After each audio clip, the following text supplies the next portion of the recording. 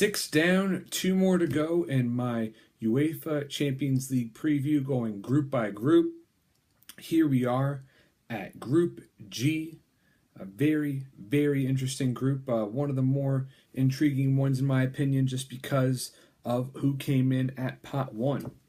And that is, of course, Leicester City, the greatest Cinderella story in the history of sports. Make no mistake about it, what they did was truly incredible.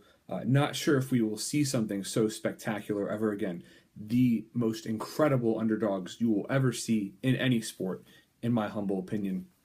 Just to put it into context a little bit for those of you who are both soccer and football fans, Leicester City came in last season on 5,000-1 odds to win the Premier League. Now, the Cleveland Browns, the perennial doormat of the NFL, probably the most hopeless franchise in American sports, they were last year 500-1 odds to win the Super Bowl.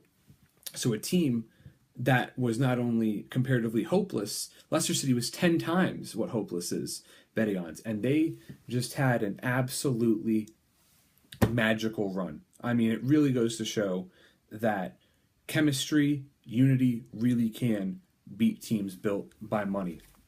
Obviously, the guy that won most of the plaudits and the media hoopla was Jamie Vardy, breaking Ruud van Nistelrooy's record for most goals or most consecutive games scoring. That was a wonderful run. Really got the buzz for Leicester City going. And he made a huge decision to stay at the club, spurning Arsenal. But the bigger decision to stay, in my opinion, was from Riyad Mahrez. He seemed a little bit closer to leaving the Foxes. He was certainly tempted. His agent at one point said he was 50-50 on whether to stay or move. But, he is one of the top 10 midfielders in the world, in my opinion. He is a truly world-class midfielder. Yes, he's only done it for one season, but all indications are that he will keep up his wonderful form. The wonderful, creative, goal-scoring, all-around attacking player. Now, there were other guys who, made huge impacts as well. Danny Drinkwater, from box to box, got the job done. Love the way he closed down the ball. But really, there is a lot of talk that Leicester City has lost their magic. They've really struggled so far. They lost their opening day game against Swansea City. They were coming off of a 4-1 thrashing at the hands of Liverpool. And, it really makes you wonder if N'Golo Kante really was the heart and soul of that team. I mean, as the old joke goes, N'Golo Kante lost his virginity and won it back. I mean, just an incredible defender, closer down with the ball, really just thwarted countless opposing attacks. So it's going to be tough to replace him. But, they have a very, very strong defense. Robert Huth and Wes Morgan love playing together. When one is out of the lineup, the other tends to struggle. So it is really one of the strongest center back pairings in the Premier League. Wes Morgan is also a very capable, strong captain. As the keeper, Kasper Schmeichel, is a tremendous young goalkeeper as well. He's the vice captain. In the fullbacks, Christian Fuchs, no Fuchs given. Wonderful defender. Very, very strong fullback, as is Danny Simpson. So, looking at the Foxes a little bit more in depth, Islam Slimani came in for just an exorbitant transfer fee from the Portuguese league over the summer. He was an absolute stud in the 2014 FIFA World Cup from Algeria, and he's going to make a huge impact. Looking at it from Shinji Okazaki's point of view, Okazaki was crucial to maintaining the integrity to which Leicester City played last season.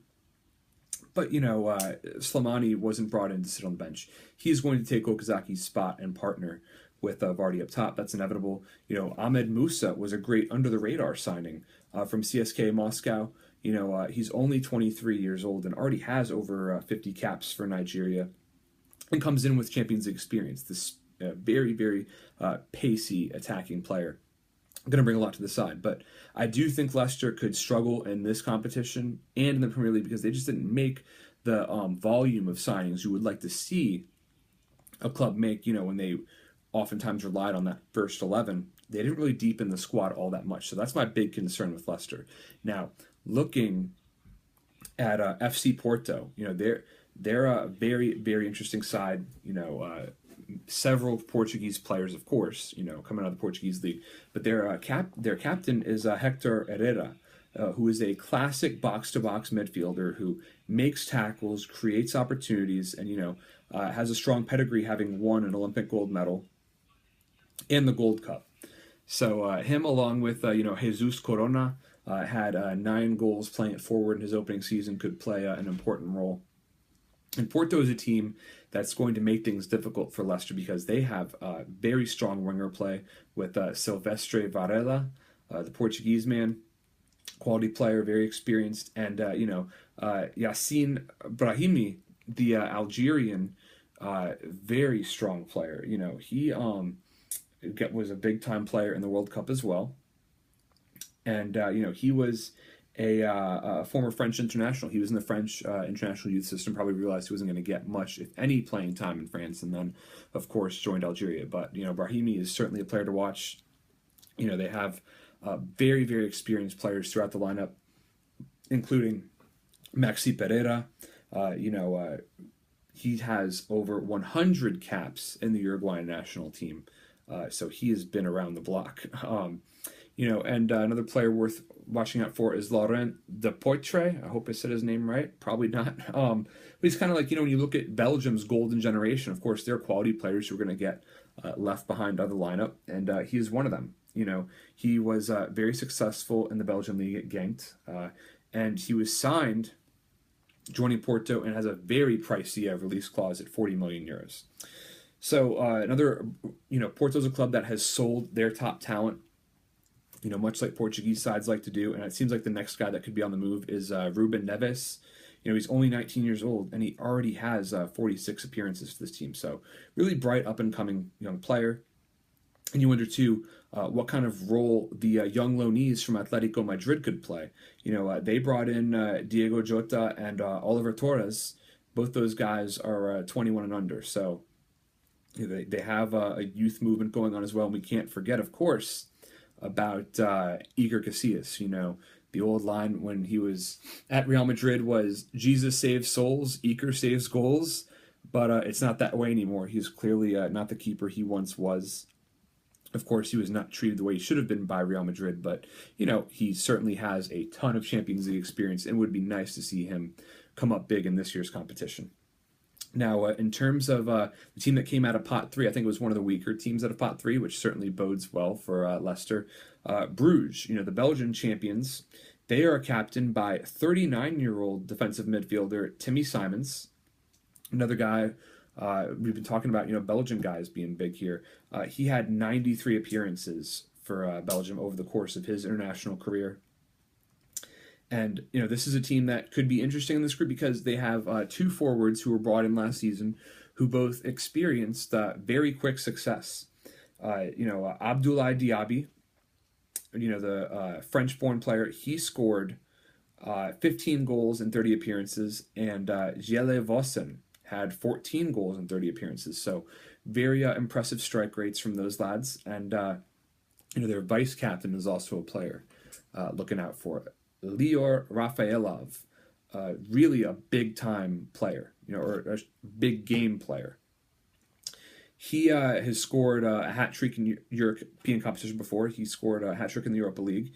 And 2 years ago, he scored the game-winning goal in stoppage time to give Bruges the Belgian League Cup title, and he has scored in the League Cup final for 2 years in a row. So, Leo Rafaelov is a very experienced player, very talented. The Israeli international will play a major factor in Bruges trying to get out of this group stage.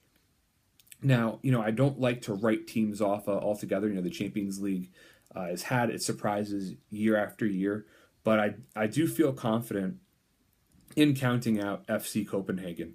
Whenever you're a small club, relatively speaking, entering into this competition, the Champions League, you got to have, a leader everyone believes in, and they just can't have that. It's impossible for them to truly rally behind their leader, their captain, because Thomas Delaney, Denmark international, did the right move for his career. he joined Werder Bremen, but it's a unique situation because he can't join until January, yet he's going to continue to captain this side through the end of this tournament, through the end of the group stage. He's going to join Werder Bremen in January. And it's like, you know that your main man is leaving, and how can you really get behind him? I don't know. Maybe they're a team of tremendous character and there are surprises in store, but I do feel based on that, and just the fact that they're going up against tougher teams, more teams that in most cases have more Champions League experience.